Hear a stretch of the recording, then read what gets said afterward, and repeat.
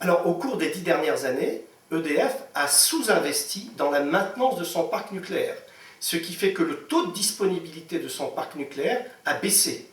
Alors, pourquoi EDF a-t-il sous-investi? Eh bien, parce que nous avons en France un système de prix et notamment de tarifs de l'électricité qui est beaucoup plus bas qu'en Europe, ce qui fait que l'entreprise n'a pas été capable de générer les moyens suffisants pour investir dans la maintenance du réseau, investir dans la maintenance des centrales nucléaires et construire des capacités nouvelles pour la pointe. Ce qui veut dire que, logiquement, les prix pour le consommateur devraient augmenter dans les années à venir.